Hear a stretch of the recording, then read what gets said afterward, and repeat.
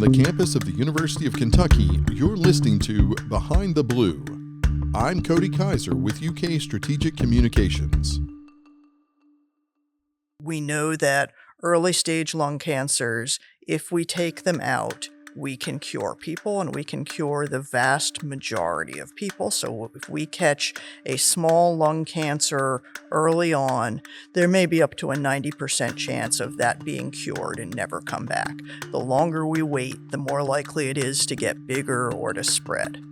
Now, and I think one of the big things for the folks of Kentucky, we have so much lung cancer here that everyone knows someone who's had it, whether it's a grandma, a neighbor, a teacher from school, and everyone has seen someone die of lung cancer. But that isn't the way it has to be. So if we can get people to get the screening, we can catch them early, we can diagnose them quickly and take them out, lung cancer is survivable. And that's one of the key messages we want to get out there. That's Dr. Sherry Meyerson, Professor of Surgery and Division Chief of Thoracic Surgery at UK Healthcare. On this episode of Behind the Blue, Dr. Meyerson joins Dr. Meyerson and Shah, Assistant Professor of Surgery in the Division of Thoracic Surgery, to discuss how new robotic technology at UK Healthcare is transforming the diagnosis and treatment of lung cancer. They explain how the use of advanced robotic systems allows doctors to diagnose and even remove certain lung cancers in a single day, cutting what used to be weeks of waiting down to just hours. The conversation also explores how the new single-port robotic surgery platform helps patients recover faster with less pain and fewer narcotics, and what these innovations mean for improving access to care across Kentucky. Dr. Sherry Meyerson and Dr. Meyerson and Shah are with us today on the podcast. Thanks to both of you so much for taking the time to be with us. I know you're very busy, all the things you're involved in. Really quickly, for people who are listening, I'd like for each of you to kind of give me a little introduction as to kind of what your position and role here is with the university and with UK Healthcare. Sure. So I'll start. I'm Sherry Meyerson. I'm a professor of surgery and actually the division chief of thoracic surgery at UK. I've been here in Lexington for about 7 years, working to develop really our lung cancer and thoracic surgery programs. I also run the training program for future thoracic surgeons. And I'm Meyerson and Shah. I'm an assistant professor in the Division of Thoracic Surgery. I actually started at UK just before Dr. Meyerson did. I did my fellowship here at University of Kentucky and then stayed on as faculty. And I'm also a thoracic surgeon, and I run the clerkship for the third-year medical students. And I've been working to build our robotic thoracic surgery program as well. So what we're here talking about today, as you kind of lead us into that, is something that, as I kind of mentioned before we started recording, to me seems straight out of science fiction. It is something that is really just so advanced in my mind as far as like the capabilities and what it means, what the potential is behind this. So in simple terms, tell me what is, like, we've had robotic tools in healthcare and in surgery for a while. But what is new about what we're doing with these lung screenings and lung cancer and these tools, and what kind of improvements, just in a general sense, are we talking about bringing to patients here in Kentucky? Sure. So let me talk a little bit about what the robots are that we use in surgery. There's really 3 types of robots that we use for thoracic surgery.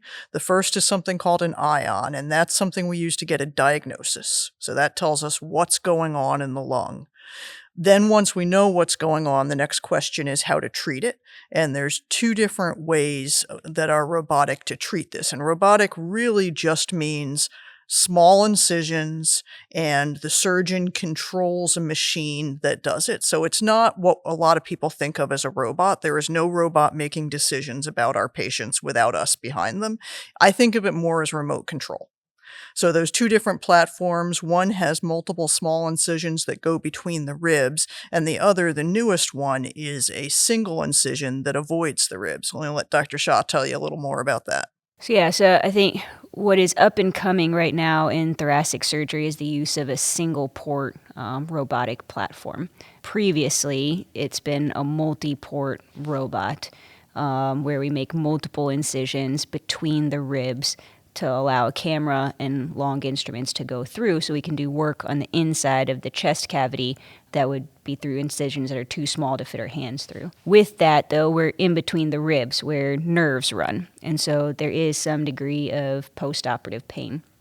What we're trying to do is allow patients to recover faster and return to their lives faster with less pain. And so the theory was if we can stay out of that rib space and still do the same surgery, it should be better for patients. The single port robot allows us to make one single incision, about 4 centimeters, so about 2-ish inches, on just the edge of the ribs, so we can avoid going in between the ribs.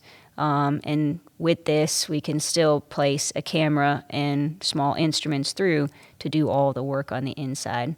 But what we're seeing is that because we're staying out of the rib space, patients are recovering faster with less pain, less need for pain medicine after surgery, and getting back to their lives faster. When we talk about a single port, a single place of entry, and in the past we were using multiple points, still very small, what was the process? What was making it to where you had to do that? Is it the size of the machine? Is it like the advancements have like reduced the scale of this as far as like how many more tools you can put in one kind of place? Yeah, it's actually fairly amazing technology. It used to be that the robot had arms and each arm had one tool on it. So you had to get multiple tools in there. You had to have multiple incisions. They've now advanced to the point that one arm can control 4 instruments at once. So a camera plus 3 instruments all go in through that one small incision. And that's a huge technological jump. Most people who have watched any kind of medical program, just to kind of jump back to what you were saying before about it's not robots that are doing these things. Anybody who's watched any kind of televised drama, medical show or whatever, who in the last probably 30 years or more, where there's been some surgery go on that is this type of small entry, usually you see the doctor who's got they're holding like what looks like some kind of squeezable thing that they're manipulating, long arm stick things. And that's kind of our, I think, mental image of what before we used to do. And now, is it my understanding that you're kind of not over the patient in a sense? You're kind of there with them, but you're manipulating this kind of to the side where it frees the arm up to be able to get in there? Yeah, and I think the big difference between that classic stuff that everyone's seen on TV is that those long sticks are straight instruments that can open and close on the end, but they can't move inside the patient other than pointing in a single direction. So think of it as operating with chopsticks.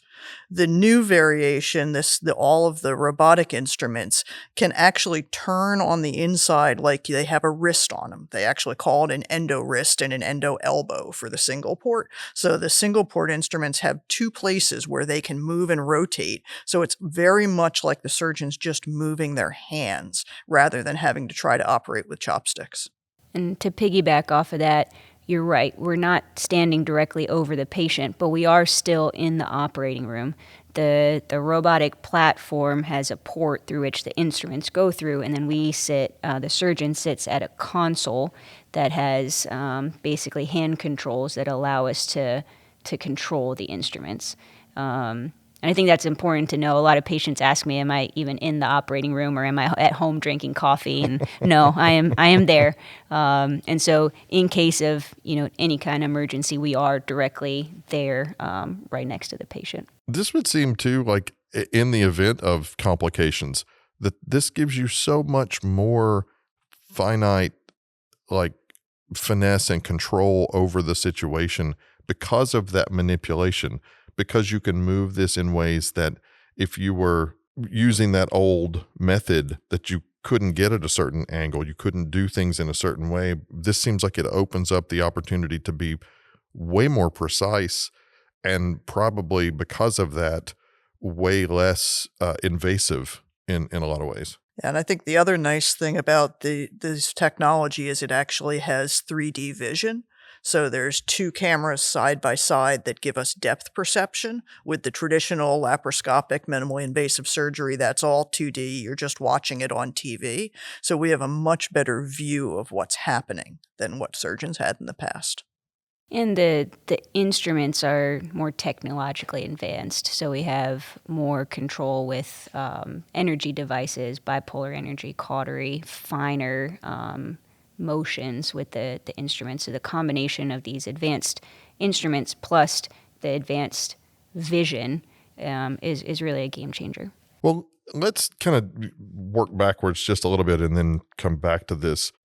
When we look at the numbers, Kentucky has one of the highest rates of lung cancer in the country. I'm sure this makes a huge difference for new approaches and accessibility for, a lot more people, because you're able to do these more efficiently and probably get to more people. But let's start kind of with the first step, which is screening, just to begin with. So who should be getting screened for lung cancer, and what happens in that process?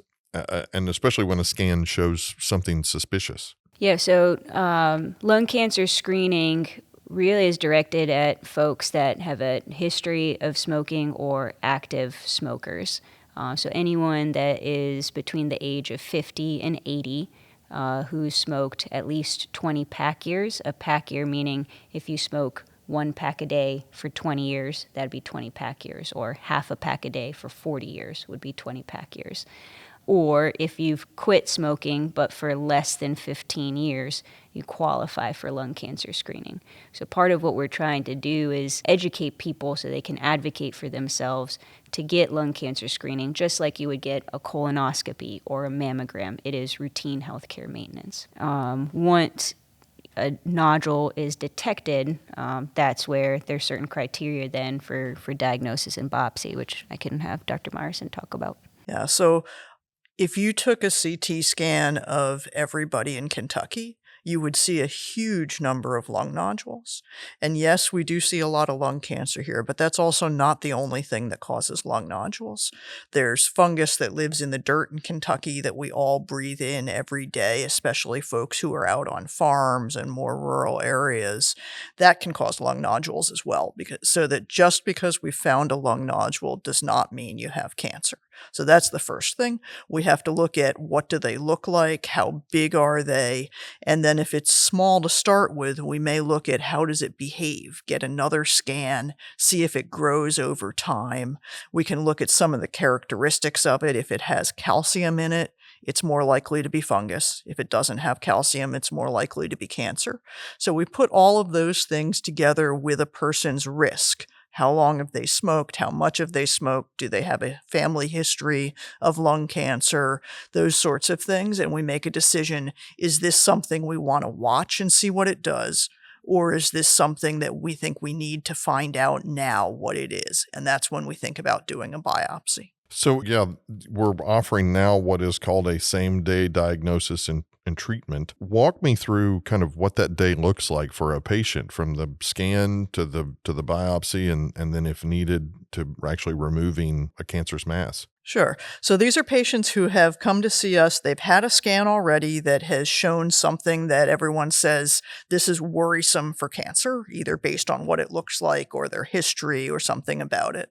So then when they come to see us and we decide, yes, this is something we need to worry about, we may be able to set them up to have their biopsy as the first thing in the morning. So what that means is they go to the operating room and go to sleep.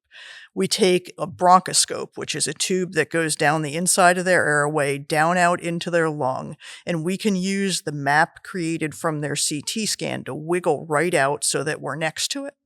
And then once we do that with one of the robotic bronchoscopes, the ion bronchoscope. Once it gets us right next to it, we then do a CT scan again while they're in the operating room. It's a portable version that tells us, yes, you are right next to this thing. We can then take a piece of it, pull that back out, and have the pathologist look at it, and they can tell us right there if this is cancer. So if they say, no, this isn't cancer, this is an infection, great, you wake up, we don't have to worry about it. If they say, yes, it's a cancer, Then we flip over to the other robot. So now we can do the surgery that they would need to take it out of there while they're still asleep. Wow.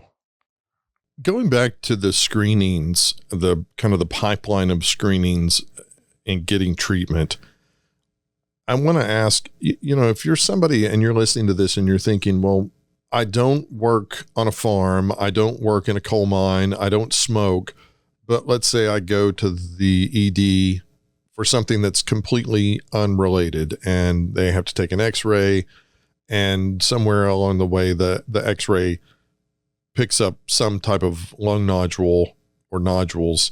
So if we want to back up a little bit on the pipeline on that and talk about what is the process for somebody who has that kind of experience? Yeah, so the other way that we can find these lung nodules, sometimes these are just found by accident, and that's actually a really common way to find lung cancers. You have no idea anything's going on. Lung cancer is great at hiding. You can have stuff in your lungs and you will not have symptoms or anything like that. But let's say you have a gallbladder problem and your belly hurts and you go to the emergency department and they get a scan and they say, oh, yes, this is your gallbladder, but by the way, we saw this lung nodule on your scan.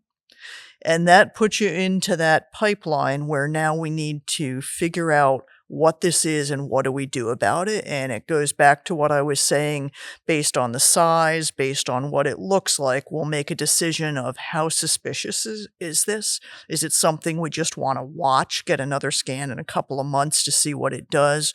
Or is it something that we're worried about enough to want to figure out what it is now? What does this mean as far as to be able to shorten?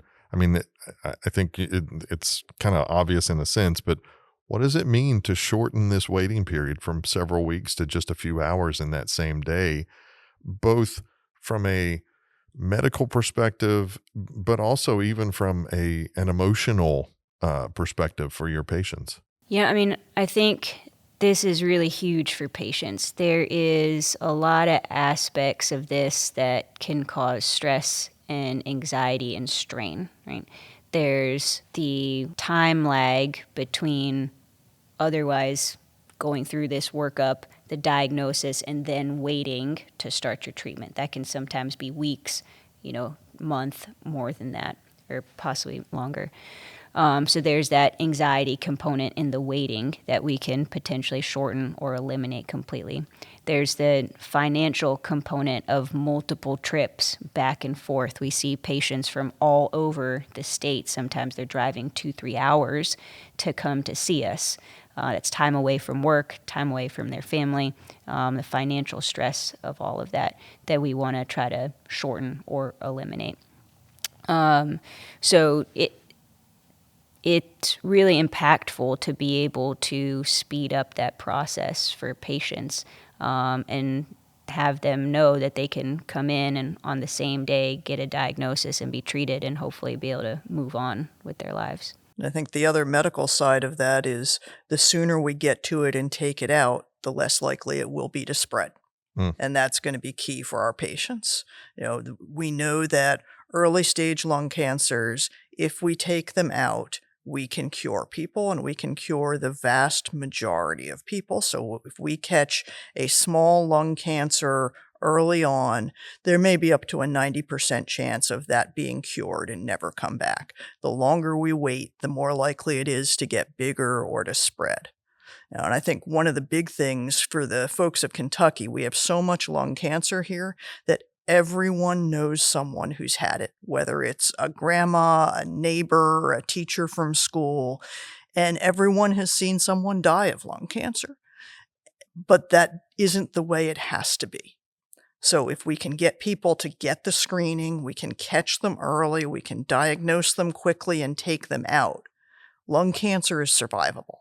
And that's one of the key messages we want to get out there. You mentioned that idea of, sometimes taking weeks and the stress, the emotional strain and anxiety that can cause. I guess too, the just the physical nature of this, I would imagine that a lot of people worry about, like, is this rapidly growing? Like, do I have weeks to wait for this? Or is it something that if we get this now, as opposed to waiting for, several weeks or months even, that I might not be here. And so it changes the dynamic in that regard, in that not only are, like you're saying, you're 90% chance of curing this, but also like that idea of like, I might not be here if we don't do this now. And so it seems like that level of speed to be able to do this is kind of life-changing and family-changing as well. Absolutely. We talk about what people see on television and the image that they have of surgery, and kind of talking about the robot, comparing the mental image that they have from what they might see on TV. When somebody gets a diagnosis like this, do you have the situation sometimes where a patient might mentally spiral and think about, oh my gosh, they're going to have to open my chest up. I'm going to have a long recovery. I'm thinking about all of the complications and problems that are going to come from that. But maybe just the newness of this robot and this robotic procedure, does that do anything to kind of temper people's worries and anxieties over the process? Yeah, I think one of the barriers to patients even wanting to see a surgeon is that they have this vision of their grandma or their teacher that had a big cut on the side of their chest. They were split wide open. They spent 2 weeks in the hospital and were never quite the same afterwards. I think one of the things that's important for people to hear and understand is that is not what surgery has to be. And the beauty of this single port platform is that the incision is small, and it means that we can get you out of the hospital faster. We can get you back to your life faster, and the recovery can be much quicker. And our hope is that that message helps patients be willing to get screened and get detected and see a surgeon to even consider the option for surgery. Dr. Shah, you mentioned earlier, we talked about, smaller incisions, less invasive, faster recovery. And I kind of want to look at that from the place too of, less use of, like, for example, post-operative narcotics, fewer pain medicines afterward, and what this means kind of for, one of our other boogeyman in this state, which is, you don't want somebody on something that is going to lead to potential substance problems later. And I believe it was mentioned that you have some patients that come out that basically just need some Tylenol and they're good to go. Yeah, the single port robot, the theory behind the advantage of it is that it's a smaller incision and we can stay out of that rib space, and it should be less pain for patients. That's what we're seeing in reality. We've had a number of patients that have gone home and used just Tylenol, not a single narcotic, after they've left the hospital. And I think that that's really important, especially for the patients in this region. The opioid epidemic is real.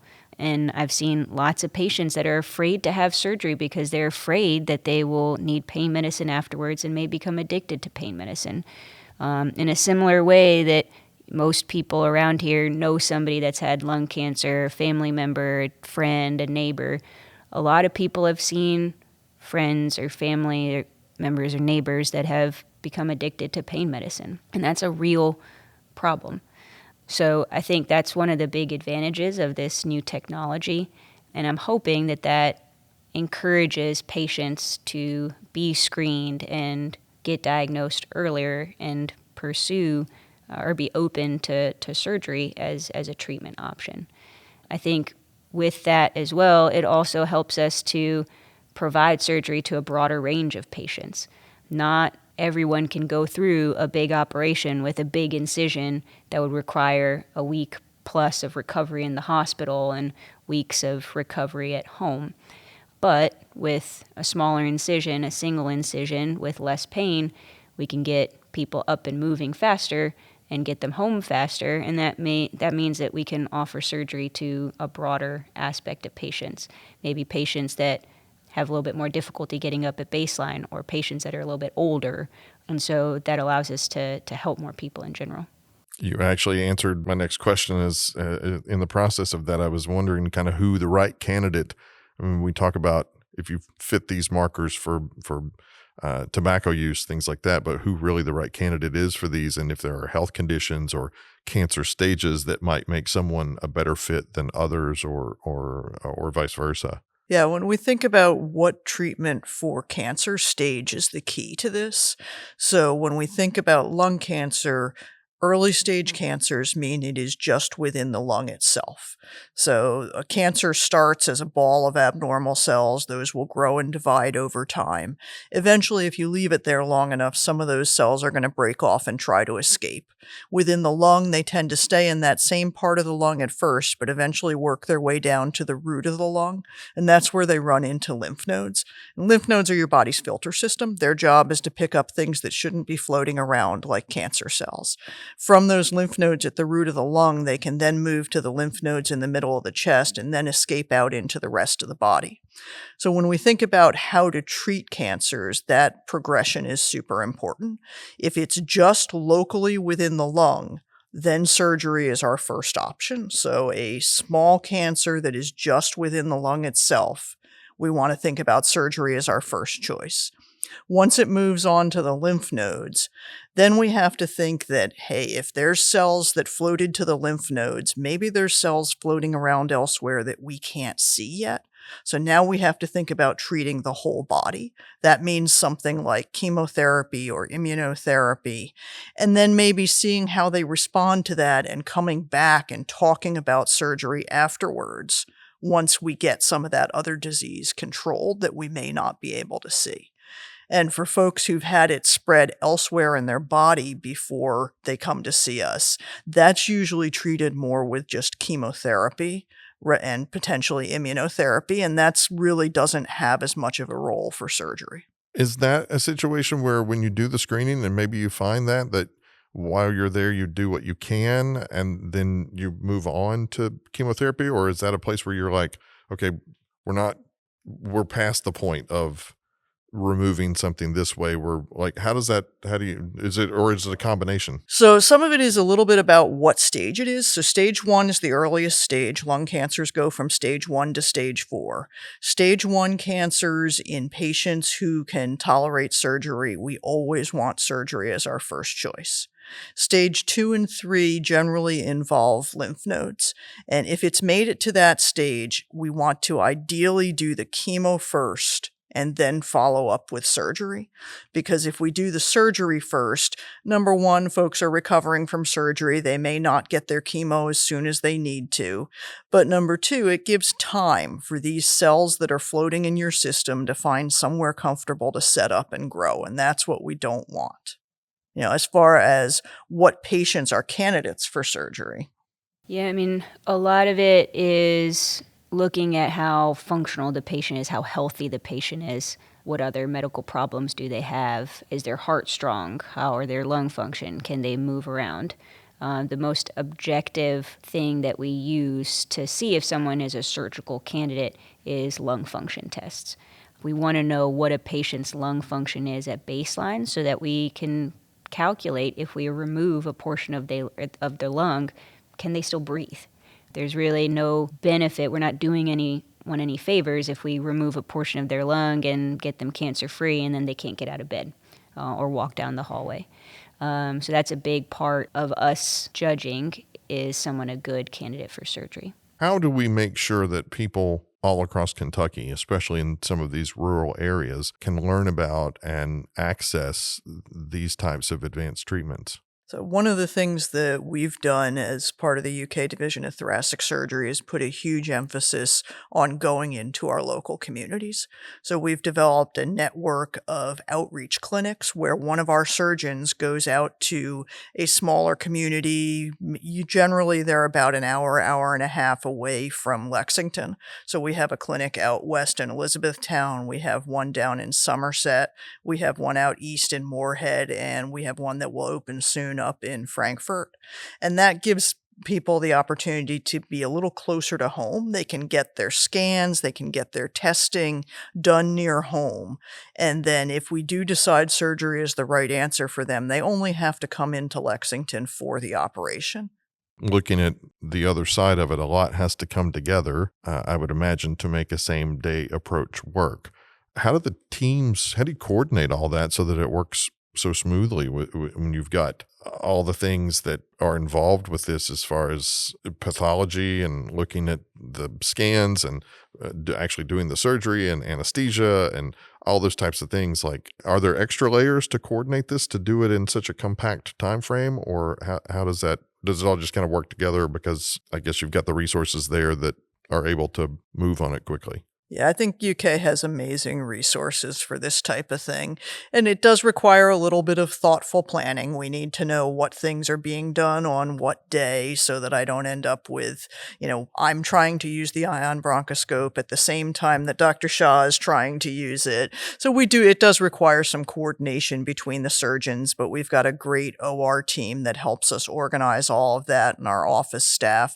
So for the patient side, it really should seem seamless. It should just magically happen for them, and that's what we want to be. And I think that's one of the unique things about what we're doing at UK and why we're able to do something like this at UK is because of the resources that we're fortunate to have.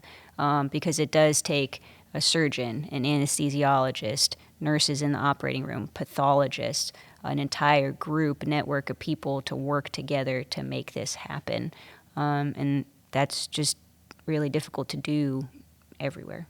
In treating like the first group of patients that were kind of coming through, like what were some things that you learned about this that have kind of refined it over time? I think I can talk a little bit about the single anesthesia, which is the same day diagnosis and treatment. And we've learned a lot about who are the best candidates for that. And it's really about, is the biopsy going to give me an answer? So knowing that I have a pathway to get the scope out there and that I think I've got good odds of being able to get them that answer immediately.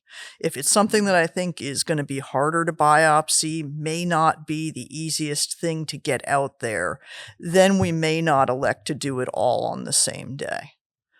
And we've also learned a lot about the single incision surgery, and we're actually the only place in Kentucky doing that for thoracic surgery, and we're one of the first in the country. Yeah, and not only the only in Kentucky, but the only in the surrounding region as well. But yeah, new technology means new learning, and we're careful about who we're using this new technology on in the very beginning because our number one priority is patient safety. So we want to make sure that we're thoughtful about who we're using this on. So we start with very simple, straightforward cases where the risk of complications is very low. Because not only are we learning the technology as surgeons, but the entire team is learning as well. Now, behind the scenes, before we even make it to the operating room, there is hours and hours and hours of preparation and training, not only for the surgeon, but the entire staff, so that we can maximize patient safety in the operating room. But like Dr. Meyerson was saying, it takes careful case selection as we learn and grow. But then we can expand what we're doing with the technology and do more and more complex cases as time goes on. And I'm guessing that medical students and residents are it provides a great opportunity for them at a kind of a ground level to get in and learn this stuff and these techniques and kind of be around this process. It would seem to me that it would open a lot of doors in that regard as well. It does, and I think these folks will go out into the community and spread this to other hospitals as this grows. If I think about it, I've been in practice for, seems weird to say this, but about 20 years now, and a huge portion of what I do, including all of the robotics, the ion bronchoscope, that didn't really exist when I was training. So one of the great things about being a surgeon is the ability to push that envelope and to utilize this new technology as it develops. And I think our current trainees are going to have a huge advantage going out into practice, having seen this stuff. Looking ahead, as this program continues to develop and refine, Is there an estimate on how many people we think that this program is going to be able to help and make an impact on either monthly or annually compared to maybe what we were able to do before? I would say, looking at the single anesthesia, probably 10 to 20% of our patients currently are going to be candidates for that. We can make that number higher by getting people to do lung cancer screening and catching it earlier, because that is best for the small nodules. As far as the single port surgery, Yeah, same thing. I think the earlier we can find the nodules, the easier they are to take out with surgery. And that's really the ideal place for single port surgery. The larger tumors, the more complex tumors are just more technically challenging and not great candidates for single port surgery. So again, it really comes down to that early screening, early detection, early diagnosis to really maximize the ability for us to use this technology. Are you seeing from other areas, whether it's the same day kind of model or single port surgery, that is starting to kind of expand out into other areas beyond lung care? For the single port surgery, we are trying to expand it to beyond just lung surgery. We've been using it for some diaphragm diseases, what we call mediastinal masses, so basically tumors that lay in the center part of the chest, just underneath the breastbone. We eventually hope to expand this to some esophageal diseases. So the applications can potentially be broad. We're just adapting over time. and what's exciting is this technology isn't just for thoracic surgeons. So it's also being used by gynecologists, by colorectal surgeons, by urologists. I think everyone is trying to explore how much we can do with much less impact on the patients. For listeners who might be wondering, should I get screened for lung cancer? What is the first step that they should take? I think first is advocating for yourself. So understanding that if you have a history of smoking or an active smoker, then it is something that you qualify for. And then two, asking your doctor. So if you have a family doctor or primary care doctor, asking about lung cancer screening, I think, is the best way to advocate for yourself. Finally, what is one message that you think you'd like people to remember about, these new robotic treatments and kind of what they mean for Kentucky patients? So I would say it's that lung cancer doesn't have to be a death sentence, that we can get folks treated, we can cure it. It doesn't have to be a horrible experience. We're trying to make this as good for the patients as possible while curing a cancer. And I would say that we are trying to come to you.